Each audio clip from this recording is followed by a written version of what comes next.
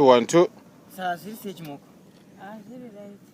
Alright, saka uri kufunga kuti todini so far? Iwewe uripo nhasi nendiripo. Wanga uchikufonera nchida kuti tisangane.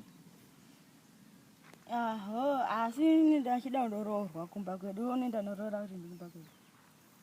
Kunorora handisi kuramba. Asi iwo ngatimboita musha pano muno muSouth Africa tigare tisiyane nezvimwe zvakawanda. Hongu ndinogara asi unofanira unondiroora zvekumba kwedu. Iwewe usamanya, usandimanyira mberi. Iwe ndiri kuti ngatichage imba muno tigare kana kuti toenda right tiri vaviri kunorovora. Iwe unogoenda neni, unogoenda uri wani kunondiroora kumba kwedu. Hauna hamera dzaungatsvagatika uku kana unondiroora kumba kwedu. Iwe usanyanya kuda kutsvaga zvakawanda. Iwe ngati mani, iwe sei uchida kundiomesera. Iwe ngatingoita zvinhu zvokuwisisana mani. Ndinoda kuroorwa. Nditsvaga hama, unoshawa hama dzekuenda neni kunondiroora. Saka iwe unofunga man baby man. Iwe atiite zvinhu zvinokuwirirana man. Indoda kuti anona muno muSouth Africa mune nzvimbo dzakanaka, toita musha wedu tozigarira tokanganwa nhamo man tosiyane zvakawanda. Ini ndinoda kuroorwa. Iwe nyaya dzako unoona kuti zvauri kuda kuita hazviti.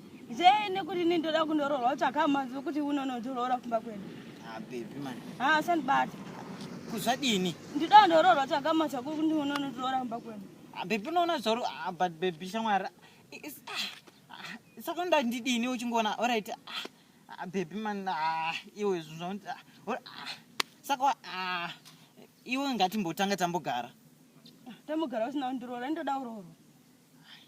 Saka iwe unoda kundiudza kuti kana ndisina kukuroora ini watidanani?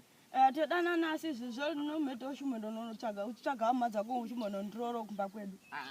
Baby shamwari okay chimiregai nangu ndiro pasi. Indodoi ndangu. Rovako pasi. Saka wati atindi. Tenda titu tonoroora. Tsvaga hama dzako unondiroora kumba kwedu. Si uchinya kungoda hama zvina basa. Unogoenda hauna hama here uri kutsvaga hama dzokuti unondiroora kumba kwedu. Ungaenda uri 1 3 2 kunondiroora sei? Baby shamwari. Okay ndichakufonera right.